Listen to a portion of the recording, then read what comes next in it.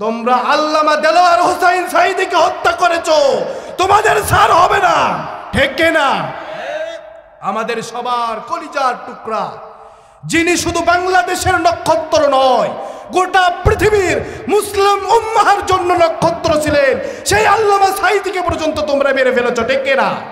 তোমাদেরকে ছাড় দেওয়া হবে না, তোমাদেরকে আল্লাহ ছাড় দেবে না, দুনিয়াতেও ছাড় দেওয়া হবে না, দুনিয়াতেও বিচার হবে, আখিরাতেও বিচার হবে, ঠিক না? আমরা কাউকে ছাড় দিতে রাজি নয়। আল্লাহ বলেছেন দুনিয়াতে তোমার কেউ চক্ষু একটা ঘুষি দিয়েছে, তুমিও পাল্টা ঘুষি দাও, কথা বলেন ঠিক না? ঘুষি দেওয়ার দরকার আছে না নাই? তাহলে তুমি আমার দ্বীনি ভাইকে আয়না ঘরে ঢুকাইছো, তোমারও ঢুকানোর দরকার আছে না নাই? যাই হোক, আপনারা কি আমাকে সময় দেবেন? কিছু থাকবেন তো ইনশাআল্লাহ? আজকের এই মাহফিল কিসের মাহফিল? কোরআনের মাহফিল। আল্লাহ চাইলে আগামীতে কোরআনের মাহফিলে আল্লাহ রব্বুল ইজ্জত আলেমদেরকে এই সামনের দিকে আগায়া দিচ্ছে, কথা বলেন ঠিক কিনা? যারা জেলখানার মধ্যে ছিল তারাও ফিরে এসেছে আলহামদুলিল্লাহ। এখন কিছু কিছু আলেমী দিনরা রয়েছে, তাদেরও মুক্তির ব্যবস্থা হয়ে যাবে ইনশাআল্লাহ। আজকের এই মাহফিল থেকে ডক্টর ইউনূস সাহেবকে জানাই, আমাদের প্রাণপ্রিয় নেতা এটিএম আজহারুল ইসলামকে মুক্তি দেওয়া হোক, কথা বলেন ঠিক কিনা? এটিএম আজহারুল ইসলামকে মুক্তি দেওয়া হোক। আমরা কোনো কৈফিয়ত শুনতে চাই না। 37টা 38টা মামলা তাদের খালাস হতে পারে, আর আমাদের নেতার কেন খালাস হবে না, ঠিক কিনা? আমরা কোনো কৈফিয়ত জানি না, কোনো কৈফিয়ত শুনতে চাই না। স্বৈরাচার আইন করে দিয়ে গেছে, সেই আইন আমরা মানি না, ঠিক কিনা? আমাদের নেতা এটিএম আজহারুল ইসলাম ভাইকে মুক্তি দেওয়া হোক, আপনারা চান না?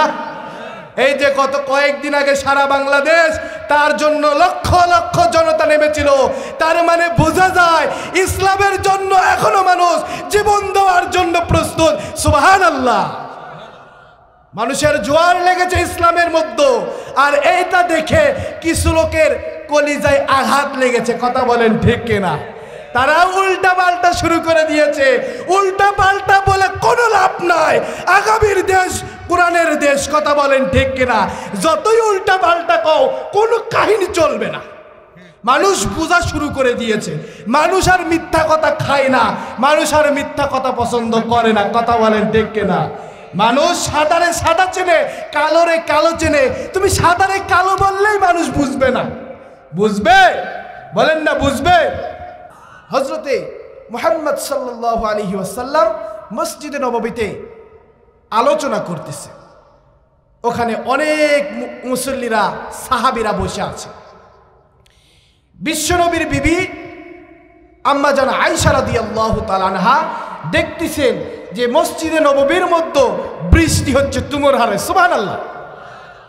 কি হারে বৃষ্টি হচ্ছে? বৃষ্টি হচ্ছে। এই বৃষ্টি দেখে তিনি রুমাল নিয়ে আসলেন যে আল্লাহ রাসূলের গায়ে পানি পড়তেছে, রুমালটা দে, আল্লাহ রাসূল গাটা মোছন করুক। কিন্তু আল্লাহ রাসূল বয়ান শেষ করে, দ্বীনি কথা শেষ করে এবার তার হুজরার খানায় যখন ঢুকতে নিয়েছে, তার ঘরে যখন ঢুকতে নিয়েছে, বলতেছে ইয়া রাসূলুল্লাহ, এই যে ধরেন তোয়ালে, আপনার গাটা মোছন করুন। বিশ্বনবী বলতেছে, এই আয়েশা, আমার গা তো ভিজা নাই যে তোয়ালে দিয়ে আমি আমার গা মুছবো। সুবহানাল্লাহ। বলতেছে কি বলেন? আমি তো দেখলাম আপনার গা ভিজে যাচ্ছে, বৃষ্টি পড়তেছে তুমুল হারে। বলতেছে ওটা বৃষ্টি আল্লাহর রহমতের বৃষ্টি। ওই বৃষ্টির মাধ্যমে মানুষের শুধু গুনাহ ধরে, মানুষের গা ভিজে না। সুবহানাল্লাহ। আজকে এইখানে যারা বসে আছেন, এই রহমতের বৃষ্টি পড়তেছে, মানুষের গুনাহ ঝরতেছে, কিন্তু গা ভিজতেছে না। সুবহানাল্লাহ। তাহলে এই জায়গার মধ্যে বসার দরকার আছে না নাই? এটা হলো যালিকাল কিতাব। এটা কি? যালিকাল কিতাব। এই কিতাবের মধ্যে কোনো ভুল নাই, কোনো সন্দেহ নাই, কোনো সন্দেহের অবকাশ নাই। সুবহানাল্লাহ। হুদাল লিল মুত্তাকিন। এটা হলো মুত্তাকিদের জন্য হেদায়াহ। সুবহানাল্লাহ। এটা মুত্তাকিদের জন্য কি? হেদায়াহ। তাহলে এটা যদি আমার জন্য হেদায়াহ হয়, তাহলে আমার এটাকেই ধরতে হবে, ঠিক কিনা? এটা ছাড়া আমার অপশন একজন মুসলিমের কোরআন এবং হাদিস ছাড়া আর কোনো অপশন আছে? আর কোনো অপশন নাই। একজন মুসলিমের চারটা জিনিস দরকার: কোরআন, হাদিস, ইজমা, কিয়াস। কি বলেন? এই চারটা জিনিসই একজন মুসলিমের জন্য এনাফ। কি বলেন? আজকে আমরা মুসলমানরা আমরাই মারামারি শুরু করে দিয়েছি, যার কারণে বাতিলরা সুযোগ নিচ্ছে। কথা বলেন ঠিক কিনা? বাতিলদেরকে সুযোগ দেওয়া যাবে না। আমাদের মধ্যে সমস্যা আছে, আমাদের মধ্যে থাক, এটা প্রকাশ করার দরকার।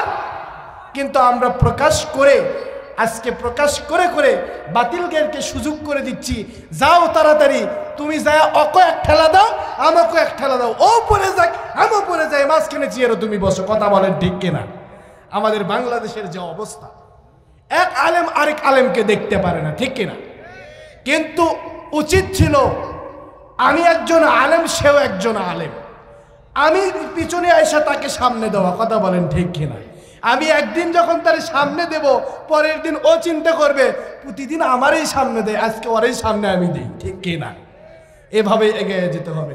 কিন্তু আমরা চেয়ার পাইলে বসে যাই, আর মুরব্বী থাকলেও তার চিন্তা করি না। কথা বলেন ঠিক কিনা?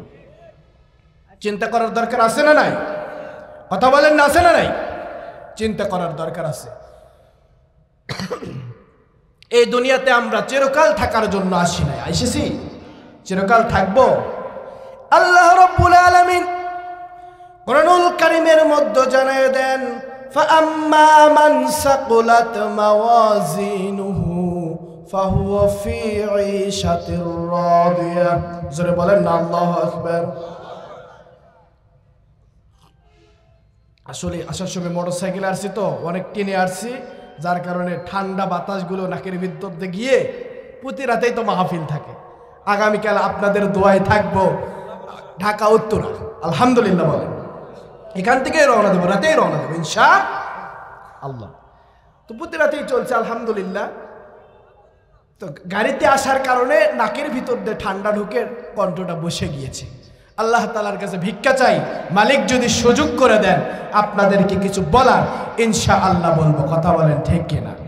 সুযোগ করে দেওয়ার মালিক কে? আমরা বলবো না আমাদের উমুক নেতা যদি সুযোগ করে দেয়, ঠিক কিনা? আমাদের সুযোগ করে দেওয়ার মালিক একজন, তিনি কে? আল্লাহু আলা কুল্লি শাইইন কাদির। সমস্ত ক্ষমতার মালিক যিনি, তিনি আমাদের হায়াতের মালিক, তিনি আমাদের রিজিকের মালিক, তিনি আমাদের মৌতের মালিক। কথা বলেন ঠিক কিনা? আমরা তাকেই মানি, আর কাউকে মানি না, ঠিক কিনা? আল্লাহ রাব্বুল আলামিন কোরআনুল কারীমের মধ্যে এজন্য বললেন, বান্দারে জীবনে তোমার অনেক গুনাহ হবে, জীবনে তুমি অনেক ভুল করবা, অনেক গুনাহ করবা। গুনাহ মানুষের জীবনে থাকবে। কথা বলেন ঠিক কিনা? মানুষের জীবনে গুনাহ কিন্তু থাকবে কিনা? মানুষের জীবনে গুনাহ থাকবেই। এজন্য আল্লাহ বলছেন, বান্দারে তোমরা যত গুনাহই করো না কেন, তোমরা যদি আমল করো, ফাআম্মা মান সাকুলাত মাওয়াজিনুহু, তোমাদের আমলের পাল্লাটা যদি তোমরা ভারী করতে পারো, ফাহুয়া ফি ঈশাতির রাদিয়া, তোমাদেরকে সুখের ঠিকানা জান্নাতের মধ্যে পৌঁছায়া দেব। সুবহানাল্লাহ। মানুষের জীবনে গুনাহ থাকবেই। এই গুনার মধ্য দিয়েও আমল করার দরকার আছে না নাই? এটা অনেক দিক দিয়ে দ্বারা হতে পারে, জীবন দিয়েও হতে পারে। কথা বলেন ঠিক কিনা?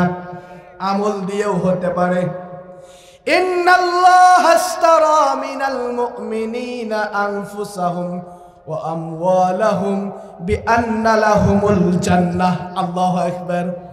আল্লাহ বললেন, ও বান্দারা শুনে রাখো, তোমাদের জানমাল আমি আল্লাহ তাআলার কাছে তোমরা বিক্রি করে দিয়েছো।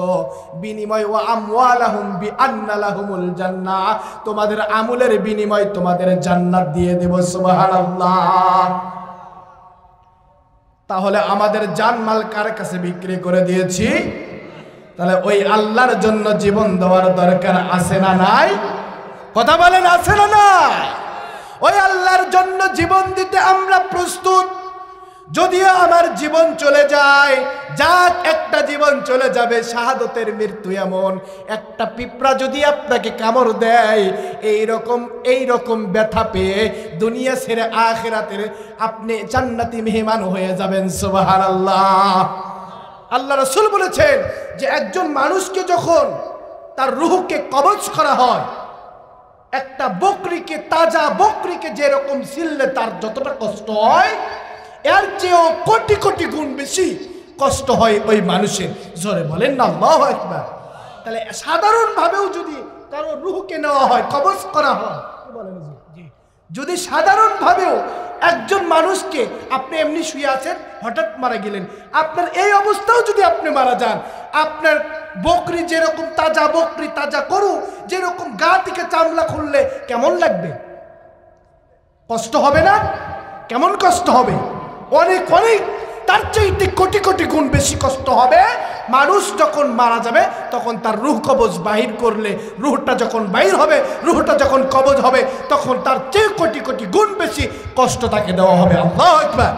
কিন্তু একজন মানুষ গুলির সামনে চলে গেল, লাঠির সামনে চলে গেল, ফাঁসির মঞ্চে চলে গেল, শুধুমাত্র ইসলামের কারণে, এরকম লোকরা যাওয়ার সঙ্গে সঙ্গে একটা পিপিলিকা যেরকম কামড় দেয়, এইরকম কামড়ের এর থেকেও কম কষ্ট দিয়ে তাদের মৃত্যু দেওয়া হয়। সুবহানাল্লাহ। কার জন্য? আল্লাহর জন্য। সুবহানাল্লাহ। আর আল্লাহ বলেন, আমার জন্য যারা জীবন দেয়, হে জিব্রাইল জান্নাত নিয়ে আসো, আমি জান্নাত আমার বান্দাকে দেখাইয়া দিই। সুবহানাল্লাহ। জান্নাত হাতে করে আল্লাহ নিয়ে আসে। মেহমান কার? কথা বলে না, মেহমান কার? আমি আপনাদের মেহমান। রাস্তা নামার সঙ্গে সঙ্গে আমার রিসিভ করার জন্য লোক গিয়েছে। কথা বলেন ঠিক কিনা? কারণ আমি আপনাদের মেহমান। ঠিক আল্লাহর মেহমান যখন আল্লাহর কাছ পর্যন্ত যাইতে ধরবে, আল্লাহ বলবে, হ্যাঁ জিব্রাইল তাড়াতাড়ি জান্নাত নিয়ে আসো, জান্নাতের মধ্যে ঢুকায় না। সুবহানাল্লাহ। তাহলে সেই আল্লাহর দিকে যাওয়ার দরকার আছে না নাই? না কোনো মানুষের দিকে যাব? কোনো মানুষের আদর্শ আমরা মানব? মানুষের আদর্শ আমরা মানি না, আমরা একজন মানুষের আদর্শ মানি। তিনি হচ্ছে বিশ্বনেতা, বিশ্বনবী মুহাম্মদুর রাসূলুল্লাহ সাল্লাল্লাহু আলাইহি ওয়াসাল্লাম। বলতেছিলাম ভাইজান, আপনার আমলের পাল্লা যদি ভারী হয়, আল্লাহ বলেন, বান্দারে তোর আমলের পাল্লা যত ভারী হবে, আমি আল্লাহ তাআলা তোর জন্য তত বড় জান্নাত দিয়ে দেব। সুবহানাল্লাহ। وَأَمَّا مَنْ خَفَّتْ مَوَازِينُهُ, আর যদি তোমার আমলের পাল্লা হালকা হয়ে যায়, কিসের পাল্লা? তোমার আমলের পাল্লা যদি হালকা হয়ে যায়, ফাউম্মুহু হাবিয়া, তোমাদের মা বানায়া দেওয়া হবে মা হাবিয়াকে। আল্লাহু আকবার। একটা মুগরির বাচ্চা যখন মুগরির তা দিয়ে ওই খাঁচা থেকে বাহির করার পরে, এই মুগরি যখন ওই বাচ্চাকে নিয়ে মাটিতে নামে, বলেন তো যখন আকাশ থেকে কোনো পাখি এসে তার সবল দিতে চায়, সবল দেওয়ার আগেই মা খোঁজ পেতে বসে থাকে। কথা বলেন ঠিক কিনা? আর আক্রমণ থেকে বাঁচায়া দেয়। ওই বাচ্চা যখন দুই পাগার নিচে, সুন্দর করে যখন দুই পাগার নিচে, এই বাচ্চারা যখন পাগার নিচে ঢুকে যায়, বলেন তো এদেরকে আর কেউ আক্রমণ করার মতন কেউ আসেনি?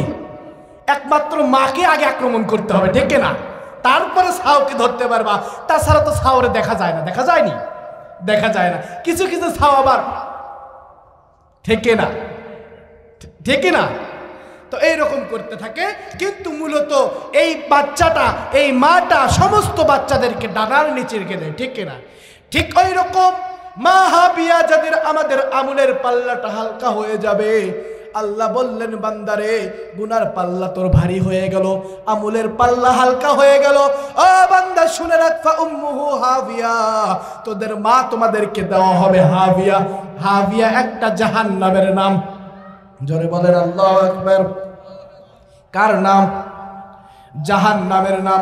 এই জাহান্নামের মধ্যে তোমারে আমারে যাদের আমলের পাল্লা হালকা হয়ে যাবে, সেই দিন আল্লাহর নবী, আল্লাহ তাআলা তোমারে আমারে জাহান্নামের মধ্যে ওই হাবিয়ার মধ্যে নিক্ষেপ করবে। আল্লাহু আকবার। ও ভাইজান, এজন্য আমলের পাল্লাটা হালকা করা যাবে না। চিন্তা করুন, জীবনে আপনি আজকের দিনে কয়টা গুনাহ করেছেন? আজকের দিনে আপনি গুনাহ করেছেন যদি 5টা, নিয়ত করে নেন 5টার থেকে 10টা যেন আমার আমল হয়। আর এই আমলের বিনিময় আল্লাহ রাব্বুল আলামিন আপনাকে পরিবর্তন করে দেবে। আপনি যখন নামাজের দিকে আসবেন, যত গুনাহ করেন, মদ খান, জিনা করেন, যা করেন করেন, কিন্তু নামাজে আসেন। একদিন নামাজ পড়বেন আসেন, 2 দিন নামাজ পড়বেন, 3 দিন নামাজ পড়বেন, 4 দিনের মাথায় যায় স্মরণ হয়ে যাবে আমি সুদও খাই, নামাজও পড়ি, কিন্তু মানুষ তো আমার সুদখোর করে ডাকবে, ঠিক কিনা? এই ওসিলায় হলেও তুমি একদিন বলবা না, আজ থেকে আর আমি সুদ খাবো না, আজ থেকে আমার নামাজ পড়ার দরকার আছে না নাই? আজ থেকে আমি নামাজই চালু করব, আর সুদ যে করে দিছি এগুলো বন্ধ করে দেব। আস্তে আস্তে মানুষের পরিবর্তন হয়ে যাবে। কথা বলেন ঠিক কিনা? এজন্য তুমি যা করো করো, কিন্তু নামাজে আসো। এক আল্লাহর ওলির দরবারে এক আল্লাহর ওলি এক লোককে ডাক দিয়ে বলতেছেন, লোকটা ওই যে আপনার মাঠের মধ্যে যখন আগেকার হাল ছিল তো গরুর হাল, আর এই গরুর হালতে যদি কেউ জমিতে হাল বয় আর গাও কি হয়? কাদাতে মেখে যায় না? বলেন না, কাদাতে মেখে যায় না? কাদাতে মেখে যায়। ঠিক ওই আল্লাহর ওলি এবার ওরে ডাক দিয়ে বললেন, যুবক রে, প্রতিদিন শুধু দেখি তোর গাই মাকা, কিন্তু একদিনে তো 5 ওয়াক্ত নামাজে আসলি না। ডাক দিয়ে বললেন, বাবা রে, আমার গা প্রতিদিন মাকা থাকে, আমি নামাজ পড়বো কেমনে? বলতেছে, যেরকম আছে এরকমই এসে নামাজ পড়িস, খালি ওযুটা করিস। বলছে, হুজুর আমার গাও যে কাঁদো, আমাকে মুসল্লিরা ঢুকপের দিবি। করছে, টুকপের দেখ আর না দেখ, তুই নামাজে আসিস তো, দেখি কাল থেকে আসিস। তো পরের দিন পড়ছে জুমার নামাজ, ওকে তো নিয়ত করে গেছে আজকে নামাজ পড়বো। ইন্নামাল আমালু বিন্নিয়াহ, যার আমল যে যেরকম নিয়ত করবে তার প্রতিফল আল্লাহ তেমনই দেবে। কথা বলেন ঠিক কিনা? যে যেরকম নিয়ত করবে তার প্রতিফল আল্লাহ তেমনই দেবে। তাই নিয়ত করেছে আগামীকাল থেকে নামাজ পড়বো, আগামীকাল পড়ছে জুমার নামাজ। এখন জুমার নামাজ যখন পড়ছে, জুমার নামাজে মুসল্লি কম না বেশি? 5 ওয়াক্তর দিনে কম না বেশি? বেশি না? তো এরকম এখন চিন্তা করছে। আর জুমার দিনে মুয়াজ্জিন সাহেবও কিন্তু সুন্দর করে মসজিদ পরিষ্কার করে, ঠিক কিনা? এখন মার্বেল পাতলের মসজিদ যখন পরিষ্কার করেছে, খালি চিকচিক করতেছে। এখন এ আর সে কাদা গায়ে। আচ্ছা বলেন তো, এ যখন একটা পা দেবে অবস্থাটা কেমন হবে? বলেন না, কেমন হবে? অবস্থাটা খারাপ হবে না? মসজিদটা মেখে যাবে না? মসজিদটা মেখে যাবে। এই যুবক এবার চলে আসছে, আসার পরে এবার কিছু মুসল্লি বলে, এবারে থাপ, আর উঠিস না, সামনের দিকে আসিস না, সামনের দিকে কেন আসতেছিস? বলে, আমাকে তো হুজুর বলেই দিয়েছে, আমাকে তো হুজুর বলেই দিয়েছে নামাজ পড়তে হবে, যেমনই আসো এমনই থাকো, কিন্তু নামাজে যাও। তা নামাজে যাওয়ার জন্য সে যখন চলে গেলেন, যাওয়ার পরে এবার চিন্তা করলেন, যখন থামাইয়ে দিয়েছে, বলল, বাবা তোরে কোন হুজুর বলেছে যে এই রকম এই অবস্থায় কাদা মাখা নিয়েই তুই মসজিদের মধ্যে যাবে? কোন হুজুর বলছে? বলছে, অমুক হুজুর আছে না? বলছে, হ্যাঁ তো আল্লাহওয়ালা, তো এই তোরে এমন কথা বলছে। আচ্ছা ঠিক আছে, ঠিক আছে, তাহলে একটা কাজ কর। ইমাম সাহেবকে ডাকা হলো। ইমাম সাহেব, চলেন তো হুজুরের বাসায় যায়, হুজুর আসলে এই ফতোয়া দিছে কিনা এটা জানার দরকার আছে না নাই? সত্য মিথ্যা যাচাই করার জন্য এইবার তার কাছে চলে গেলেন। যাওয়ার পরে আল্লাহর ওলিকে সালাম দেওয়া হলো। আল্লাহর ওলি সালাম পাওয়ার পরে এবার ঘরের মধ্য থেকে বাহির হয়ে আসলো। ওয়া আলাইকুমুস সালাম, কি হয়েছে আপনাদের? হুজুর এনাকে এমুক অমুক দলিল দিয়েছেন। বলে, হ্যাঁ দিয়েছি। তাহলে এই যে দেখেন কাদা মাখা ঘর, শরীরটা একদম মাখা, তাহলে একে নিয়ে কেমনে মসজিদের মধ্যে ঢুকবে? বলছে, দাঁড়াও, বলছে দাঁড়াও। ঘরের মধ্যে গিয়েছে, 7 জন ছেলে মুফতি, সুবহানাল্লাহ। আর আজকে আমাদের সন্তানদেরকে আলেম বানাতে চাই না। আরে বাবা, একটা সন্তানকে আলেম বানাও দেখো, আর 10টা ছেলে যদি থাকে, আল্লাহর কসম করে বললাম, আল্লাহর কসম করে বললাম, আল্লাহি বিল্লাহি তাল্লাহি, আল্লাহর কসম করে বলছি, ওই আলেম সন্তানই তোমাকে শেষকাল পর্যন্ত তোমার সেবা করে যাবে। কথা বলেন ঠিক কিনা? আমি তো আমার বাবাকে সরেও বসতে বলি না, বাবা এখানে আছেন, এখানেই থাকেন, আমি সাইড দিয়ে চলে যাচ্ছি। এখনো বাবাকে দেখে ভয় করি, থরথর করে কাঁপতে থাকি। কিসের জন্য? আল্লাহ তাআলা আলেমের খাতায় নাম দেওয়ার কারণে আমার দ্বারা যদি কোনো বেয়াদবি হয়ে যায়, মানুষের মুখে মুখে চলে আসবে, আলেমরাও বাবা মার সঙ্গে খারাপ ব্যবহার করে। কথা বলেন ঠিক কিনা? এই সম্মান প্র্যাকটিসের দিকে তাকায়া হলেও আপনার সম্মান তারা ঠিক রাখবে। কথা বলেন ঠিক কিনা? এবার আল্লাহর ওলি 7 জন লোককে এবার বললেন, তোমরা 7 জন এবার লাঠি নাও, 7টা লাঠি নাও। কয়টা লাঠি? 7টা লাঠি নিচ্ছে। 7টা লাঠি নেওয়ার পরে এবার বলতেছে চলো ওখানে যাওয়ার পরে আগে বাড়ি ঝাড়বা, তারপরে কথা। আগে কোবান হবে, আগে কি হবে? আগে বাটাম পিটা হবে, তারপরে কথা হবে। চাচা ঠিক আছে বাবা, বাবা তো বলছে, বাবার কথা তো শোনা লাগবে। বাবার কথা শোনা লাগবে না? 7 জন 7 লাঠি দিয়ে যখন গেছে, ওরা কিছু জন মারছে দৌড়, আর কিছু জন আছে যে মুরব্বী। তা মুরব্বীগুলো তো মারা যাবে না, ওরা যাবে। যুবক যে আছে সে ঝাড়া যাবে 2-1টা। কথা বলেন ঠিক কি? যুবকরা আবার রাগ করেন না, আপনাদেরকে বলছে। এবার যখন এবার চলে গেলেন, যাওয়ার সঙ্গে সঙ্গে কিছু কিছু লোক চলে গেলেন, কিছু লোক ওখানে দাঁড়ায় আছে। ডাক দিয়ে বললেন, আরে যে আমি কত কষ্ট করে বুঝাইয়া বুঝাইয়া মসজিদের বারান্দা পর্যন্ত এনেছি, তোমার দায়িত্ব ছিল ওই জায়গাতে বুঝাইয়া মসজিদের ঘরের মধ্যে তুলে নেওয়া। কথা বলেন ঠিক কিনা? এটা যদিও মজার কাহিনীর মতো মনে হয়, কিন্তু এখানে অনেক বড় শিক্ষা রয়েছে। কথা বলেন ঠিক কিনা? কিছু মানুষ যখন চিন্তা করে আজ থেকে আমি ঠিক হয়ে যাব, আজ থেকে আমি মসজিদ মুখ হব, দেখবেন কিছু কিছু আলেমের বক্তব্যের কারণে সে আবার বেদিন মুখে চলে যায়। কথা বলেন ঠিক কিনা? এরকম হওয়া যাবে না। আমাদের ইস্তেকামত থাকতে হবে কার উপরে? ইন্নাল্লাহা ক্বালু রাব্বুনাল্লাহু থুম্মা ইসতাকামু ফালা খাউফুন আলাইহিম ওয়ালা হুম ইয়াহজানুন। আল্লাহু আকবার। আমাদের একমাত্র আল্লাহ রাব্বুল আলামিনের প্রতি ঈমান আনার পরে, আল্লাহ তাআলার প্রতি ঈমান আনার পরে আল্লাহ তাআলার উপরে আমাদের ইস্তেকামত থাকতে হবে, অটুট থাকতে হবে। কথা বলেন ঠিক কিনা? আল্লাহ ছাড়া আর কারো দিকে হওয়া যাবে না। আর আজকে আমরা তো ইলমের বয়ান করি। কথা বলেন ঠিক কিনা? হযরতে মুসা আলাইহিস সালাতু ওয়াস সালামের সময় আল্লাহর নবী মুসা আলাইহিস সালাতু ওয়াস সালাম এরকম বয়ান করতেছে, আর ডাক দিয়ে বলতেছেন যেরকম বয়ান হচ্ছে, বয়ানের মধ্যে থেকে একটা লোক মুসল্লি দাঁড়ায় গিয়েছে আর বলতেছে, ও আল্লাহর নবী মুসা, তুমি তো এত সুন্দর সুন্দর কথা বলো, কিন্তু তোমার কাছে আমি জানতে চাই এই যুগে সবচাইতে ইলমধারী লোককে, সবচাইতে ইলমওয়ালা লোককে? সুবহানাল্লাহ। মুসা এখন চতুর্দিকে তাকাচ্ছে আর বলছে, এই যুগে তো আমার মতো ইলম আর কারো নাই রে। এখন এদিকে ওদিকে দেখার পরে বলতেছে, আলহামদুলিল্লাহ ভাই, আপনার প্রশ্নের উত্তর হলো আমি এই যুগের সর্বশ্রেষ্ঠ আলেম এবং সবচাইতে বেশি ইলমওয়ালা। জোরে বলেন না আল্লাহু আকবার। আল্লাহ বললেন, মুসা থাম, আর বলিস না, তোর চেয়েও ইলমওয়ালা একজন আছে। সুবহানাল্লাহ। আমরা যারা নিজেকে নিয়ে গৌরব করি যে আমার মধ্যে যে ইলম আছে, আমার থেকে বড় ইলমওয়ালা আছে কিনা? মাঠে নাই, কিন্তু গোপনে ঠিকই আছে। কথা বলেন ঠিক কিনা? নিজেকে নিয়ে গর্ব করার এত কিছু নাই। আল্লাহর সামনে যদি দাঁড়াইতে পারো তাহলেই তোমার ইলমের দাম আছে। কথা বলেন ঠিক কিনা? আল্লাহর সামনে না দাঁড়াইতে পারলে চুল পরিমাণ তোমার ইলমের দাম, চুল পরিমাণ তোমার ইলমের দাম নাই। ভাই মেরে দোস্ত, আমি আর কিছুক্ষণ অল্প একটু কথা বলে শেষ দেব ইনশাআল্লাহ। আমার ভাইজান, আল্লাহর নবী মুসাকে এবার জিজ্ঞাসা করলেন, ও আল্লাহ, আমার চেয়ে বেশি ইলমওয়ালা তারে একটু আমি দেখতে চাই। বলল, মুসা রে, তোর তো কামই একটা, যেটাই শুনিস এটাই খালি দেখতে চাস। বলছে, আল্লাহ আমি দেখতে চাই। বলল, ঠিক আছে, যা বাড়ি থেকে একটা মাজা মাছ নিয়ে যা, এই মাছটাকে সুন্দর করে একটা থলের মধ্যে নিয়ে সাগর পার দিয়ে চলে যাবে। এই মাছটা, ভাজা মাছটা জীবিত হয়ে যেই রাস্তা দিয়ে চলে যাবে, এই রাস্তা দিয়ে যাইতে থাকবি।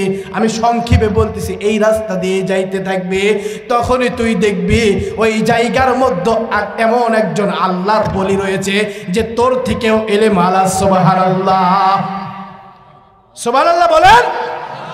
আচ্ছা, আরেকটা কথা বলি, বাবার বয়স বেশি হয় না ছেলের বয়স বেশি হয়? আমরা তো বগুড়ার ছোল কই, কি বলেন ঠিক কি না? ছেলের বয়স বেশি না বাবার বয়স বেশি? বাবার বয়স বেশি, কিন্তু কোরআন বলতেছে, এই কোরআনুল কারীম সূরা বাকারার 259 নম্বর আয়াত বলতেছেন, আল্লাহর ব্যাখ্যার মধ্যে আমি দেখলাম আল্লাহ তাআলা বলতেছেন বাবার চেয়ে সন্তান 100 বছরের বড়। সুবহানাল্লাহ, সুবহানাল্লাহ বলেন। কোরআনের মধ্যে আছে, কোরআনের মধ্যে, এটা অবিশ্বাস করার কোনো কথা? কোরআনের মধ্যে যা আছে তাই বিশ্বাস করতে হবে, ঠিক কিনা? অল্প একটু যদি তুমি না মানো, তুমি না মানলে সমস্যা নাই, কিন্তু তুমি যদি আমল না করো কোনো সমস্যা নাই, কিন্তু যদি না মানো কাফের, কথা বলেন ঠিক কিনা? তুমি না, আমিও যদি না মানি আমিও কাফের, কিন্তু আমল না করলাম সমস্যা নাই, আমল না করলাম তাও সাপোর্ট আছে না, সত্যই হবে ওটা, কারণ ওটা আল্লাহর বাণী, আমি এটা আমল করি না, ঠিক আছে ঠিক কিনা? এটা গুনাহ আলাদা, কিন্তু মানি না, এটার গুনাহ আলাদা, কথা বলেন ঠিক কিনা? আজকে যারা আমার রাসূলের সম্মান নিয়ে যারা আজকে কটূক্তি করে, এদের জিহ্বা টেনে ছাড়ার দরকার আছে না নাই? বলেন আছে না নাই? আমি বলতেছিলাম যে বাবার বয়স কত? মাত্র 40 বছর, আর ছেলের বয়স 118। সুবহানাল্লাহ। ছেলের বয়স কত? 118, আর বাবার বয়স মাত্র 40। আল্লাহ যদি কোনোদিন সুযোগ করে, সেই দিন সনকার ময়দানে কোরআন এবং হাদিস থেকে এই কথার দলিল দিয়ে যাব ইনশাআল্লাহ। মাজ্জা আবিল হাসানাতু ফালাহু আশরু আমসালিহা। আল্লাহ বলেন বান্দারে, যে আমার রাস্তায় যে যেমন দান করবে তার 10 গুণ আমি আল্লাহ তাআলা বাড়ায়া দেব। সুবহানাল্লাহ। হযরতে ফাতিমাতুজ জাহরা রাদিয়াল্লাহু তাআলা আনহার ঘরে খাবার নাই, কি নাই? কোনো খাবার নাই। হযরতে ফাতিমাতুজ জাহরা রাদিয়াল্লাহু তাআলা আনহা সন্তান যখন হুসাইন ডাক দিয়ে বলে, ও মা, আমার প্রচন্ড ক্ষুধা লেগে গিয়েছে, একটু খাবার দাও। হুসাইন ডাক দিয়ে বলে, বারে মা, আমি তো আর সহ্য করতে পারি না, আজকে 3 দিন হয়ে গেল আমি কোনো খানা খাই না, ও মা, আমার একটু খাবার দিবারে। এবার হযরতে হুসাইন রাদিয়াল্লাহু তাআলা আনহু, হুসাইন রাদিয়াল্লাহু তাআলা আনহুর কথা শোনার পরে মা ফাতেমা হযরতে আলীকে ডাক দিয়ে বললেন, প্রাণের স্বামী গো, ও প্রাণের স্বামী, আজ 3 দিন হয়ে গেল তোমার সন্তানের মুখে এক লোকমা ভাত দিতে পারি নাই গো প্রাণের স্বামী। ও স্বামী, তোমার কাছে কি কোনো দিরহাম নাই? ডাক দিয়ে বলল, প্রাণের বিবি রে, আজকে যদি আমার কাছে যদি দিরহাম থাকতো, আমার কাছে যদি টাকা থাকতো, আমার কাছে যদি পয়সা থাকতো, ও প্রাণের বিবি, তুই কি মনে করিস আমি কি তোদের জন্য খাবার আনতাম না? আমি আলী না খেয়ে থাকতাম রে, তাও তোদের জন্য খাবার নিয়ে আসতাম। সুবহানাল্লাহ। এবার ফাতেমাতুজ জাহরা রাদিয়াল্লাহু তাআলা আনহা ডাক দিয়ে বললেন, ও প্রাণের স্বামী, তাহলে শুনে রাখেন যে আমার মায়ের একটা শেষ আমানত আমার কাছে রয়েছে। বিয়ের সময় আমাকে 4টা হাদিয়া দিয়েছে আমার বাবা, তার মধ্যে একটা হলো আমার মার গায়ের চাদর। সুবহানাল্লাহ। এই চাদরটা নিয়ে যান, এটা বিক্রি করে এর থেকে কিছু দিরহাম পাওয়ার পরে এই দিরহাম দিয়ে আমাদের জন্য খাবার নিয়ে আসেন। সুবহানাল্লাহ। হযরত আলী রাদিয়াল্লাহু তাআলা আনহু এবার ডাক দিয়ে বললেন, প্রাণের বিবি রে, এ কি বললি? এই একটাই মাত্র বিশ্বনবীর আমানত আমার কাছে রয়েছে, এই একটাও আমানত কি আমি শেষ করে দেব রে? আমি পারবো না, এটা আমার দ্বারা সম্ভব নয় রে প্রাণের বিবি। ও বিবি, যাও, এটা আমার দ্বারা সম্ভব হবে না। ডাক দিয়ে বললেন, ওগো আলী, তুমিও সহ্য করতে পারবা, আমি ফাতেমাও সহ্য করতে পারবো, হুসাইন সহ্য করতে পারবে না, হুসাইন সহ্য করতে পারবে না। তারা যখন আমি মায়ের কাছে খানা যাবে, আমার কলিজাটা ভেঙে তছনছ হয়ে যাবে রে ও আলী, আমি পারবো না। তুমি এই চাদরটা নিয়ে গিয়ে বিক্রি করে আমার সন্তানের জন্য খাবার নিয়ে আসো। সুবহানাল্লাহ। মায়ের মন সব মানতে পারে, কিন্তু সন্তান না খেয়ে থাকলে মায়ের কলিজা মানে না, ঠিক কিনা? হযরতে ফাতিমাতুজ জাহরা রাদিয়াল্লাহু তাআলা আনহু সুন্দর করে চাদরটা দিলেন, নিরুপায় হয়ে এবার হযরতে আলীও চাদরটা নিলেন। অনেক লম্বা কাহিনী, আমি সংক্ষিপ্ত করে 5 মিনিটেই শেষ করে দেব আলহামদুলিল্লাহ। হযরতে আলী রাদিয়াল্লাহু তাআলা আনহু বাজারে চলে গেলেন, মিনা প্রান্তে, মিনা বাজারে চলে গেলেন। যাওয়ার পরে এবার বাজারে এই চাদরটা উঠাইছে, ওঠানোর পরে ওই দিক দিয়ে হাঁটায়া যাচ্ছে একটা কাটুরিয়া। সুবহানাল্লাহ। কাটুরিয়া ডাক দিয়ে বলতেছেন, ভাই আলী, তোমার চাদরটা অনেক সুন্দর, এই চাদর কি বিক্রি করার জন্য আসছো? আরে বোকা, বাজারে আনছি বিক্রি না তো গাঁও দেওয়ার জন্য। বাজারে মানুষ কৃষক নিয়ে আসে বিক্রি করার জন্যই তো। তো ও আলী তুমি বিক্রি করবা, এটা দেড়হাম, কয় দেড়হাম নিবা? বলতেছে তুমি যদি দামাদামি না করো আর যদি নেওয়ার মনত থাকে তাহলে 6 দেড়হাম দিলেই হবে। সুবহানাল্লাহ বলে। হযরত আলী রাদিয়াল্লাহু তাআলা আনহুর কত শোনার পরে এবার ওই কাঠুরিয়া যুবক মুগ্ধ হয়ে গেলেন আর ডাক দিয়ে বললেন 6 দেড়হাম টাকা নিয়ে নাও আর তুমি আমারে এই চাদরটা দিয়ে দাও। টাকা দিয়ে দিল, চাদরটা নিয়ে নিল। এবার টাকা 6 পেল কয় দেড়হাম? কথা পেল কয় দেড়হাম? টাকা কয় দেড়হাম? 6 দেড়হাম। এই 6 দেড়হাম নিয়ে বাজারের জমির চলে গেলেন, মনে করেন সনকা বাজারে। সনকা বাজারে যাওয়ার পরে এবার বাজার থেকে এক দোকানে যাওয়ার পরে এবার বলতেছে ভাই আমাকে একটু বাজার দেন। যেমনই বলছে বাজার দেন, অমনি এক সময় একটা ফকির এসে হযরতে আলী রাদিয়াল্লাহু তাআলা আনহুকে বলতেছে, ও আলী আজকে 4 দিন হয়ে গেল রে আলী, আমার পেটে কোনো খানা নাই। ও আলী শুনে না, আজ 4 দিন যাবত আমি কোনো কিচ্ছু খাই না, আমি আমার মাওলার নাম নেই, কিন্তু খুব কষ্ট হয় রে আলী। ও আলী তোর কাছে যদি কিছু থাকে তুই আল্লাহর হস্তে আমার দিয়ে দে। সুবহানাল্লাহ। কিন্তু আলীর সামনে যদি কেউ আল্লাহর নাম উচ্চারিত করতো আলী সমস্ত কিছু ভুলে যেত, একমাত্র আমার মাওলার প্রেমে হাবুডুবু খাইতো। জোরে বলেন না সুবহানাল্লাহ। হযরতে আলী এবার ডাক দিয়ে বললেন কি হয়েছে তোমার বলো? ডাক দিয়ে বললেন আমি আজ 4 দিন যাবত খাই না, তোমার কাছে কি কোনো টাকা হবে? আমারে দাও, একটু দেড়হাম দাও, আমি পেটটা ভরে আমি শান্তি মতে খাবো। সঙ্গে সঙ্গে হযরতে আলী রাদিয়াল্লাহু তাআলা আনহু 6 দেড়হাম ধরে তাকে দিয়ে দিলেন। সন্তানের কথা ভুলে গেলেন, বিবির কথা ভুলে গেলেন, কারো কথাই মনে রাখলেন না। আল্লাহর জন্য আল্লাহর ফকিরকে দিয়ে দিলেন। আল্লাহর ফকির পাওয়ার পরে তো চলে গেলেন। আল্লাহ ডাক দিয়ে বলে জিবরাইল রে তাকায় দেখ, আমার আলী রাদিয়াল্লাহু তাআলা আনহু, আমার আলী দেখ, আমার কথা শোনার পরে, আমার নাম শোনার পরে আল্লাহ রাস্তায় নিজের সন্তানের কথা ভুলে গিয়েছে, বিবির কথা ভুলে গিয়েছে, তার সন্তানদের কথা ভুলে গিয়ে, বিবির কথা ভুলে গিয়ে দেখ আমার একজন গোলামকে সে দান করে দিয়েছে শুধু আমি মাওলার ভালোবাসায়। সুবহানাল্লাহ। ও জিবরাইল তুমি দেখেছো? বলে হ্যাঁ আল্লাহ আমিও তো দেখলাম। তার দেখার পরে আমার চোখ দিয়েও পানি আসলো। সুবহানাল্লাহ। জিবরাইলকে বলে জিবরাইল রে আর দেরি করিস না, জান্নাতের মধ্যে একটা রুট রয়েছে, এই উটটা নিয়ে যেই জান্নাতের মধ্যে উঠে সওয়ার হয়ে ফাতিমাতুজ জাহরা জান্নাতে যাবে। সুবহানাল্লাহ। এই উটটা নিয়ে যাও, আলীর কাছে বিক্রি করো, এই আলীর কাছে বিক্রি করে তুমি চলে আসবা, দাম নিবা মাত্র 100 দেড়হাম। কয় দেড়হাম? আলী যে কয়টা শর্ত দেবে এ কয়টা শর্তই মানবা। কয়টা শর্ত মানবা?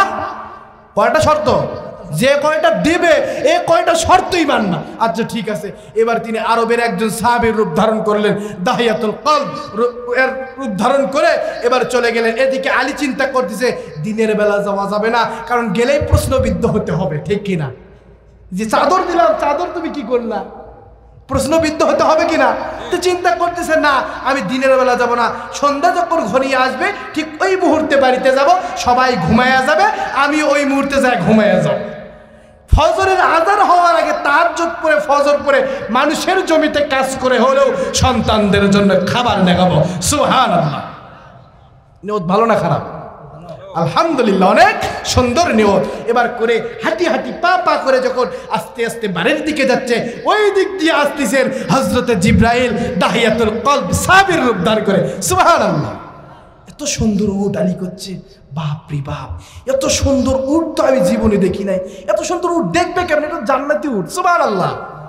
জান্নাতি উটের মতো সুন্দর জান আছে নাকি? সঙ্গে সঙ্গে বললেন ও দাহিয়াতুল কলব ভাই তোমার উটটা এতই সুন্দর গো। বলতেছে ও আলী উটটা বিক্রি করতে চাচ্ছি, তুমি কি নিতে চাও? বলছে তোমার যে আর কথা না, আজ 3 দিন হলো আমার বাড়িতে খাবার নাই, তোমার উট কেনার চিন্তায় আমি আছি। ও চালি শোনো, তুমি যদি নিতে চাও বাকিতেই দেবো, পারে নেও, তুমি এনেও তো ব্যবসা করতে পারো, এটা আরেকজনের কাছে বিক্রি করে তোমার যদি লাভ হয় তার থেকেও তো আল্লাহ তাআলা তোমার কিছু দিতে পারে, ঠিক কিনা? কিছু দিতে পারে কিনা? হযরত আলী বললেন ঠিক আছে ভাই, তুমি যখন আমাকে বাকিতে দিতে চাও আমি নিব, তবে কয়েকটা শর্ত আছে। আল্লাহ জানেন কিনা? আল্লাহ অন্তর্যামী ঠিক কিনা?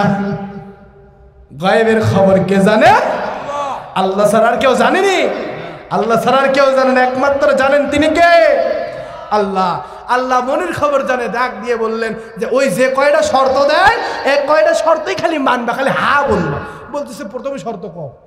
বলতেছে প্রথম শর্ত আমার কাছে এখন টাকা নাই, টাকা যেদিনও হবে একদিনে দিব। সুবহানাল্লাহ। তা আমরা যদি সকালেও দিবেন না পাই, বিকালেও যদি না দিয়ে পাই, এ ভাই দুপুর পরেই দিচ্ছি রে, দি দেখবেন 2000 টাকা নিয়ে গেছে, ওর খোঁজ আর নাই, ঠিক কি না? বিকাল ঘনিয়ে গেছে, পরের দিন ঘনিয়ে গেছে, ফোন দিলে হ্যালো বলতেছে ভাই এই আসতেছি, পরের দিন যায় আর ফোনই ধরে না, শেষ পর্যন্ত ফোনই বন্ধ করে রাখে। এমন মুসলমান আছে না নাই? এগুলো করা যাবে? আজ 4 দিন হচ্ছে আমাকে একজন বলতেছে ভাই একদিনের জন্য 4000 টাকা দেন, দিয়ে দিয়েছি সাথে সাথে মেরে। আজকে দেওয়ার কথা, মাগরিব পর ফোন দিয়েছি, ফোন বন্ধ। চিনি না, অপরিচিত মানুষ, চাইছে দিয়ে দিয়েছি, কিন্তু আজকে দেওয়ার কথা।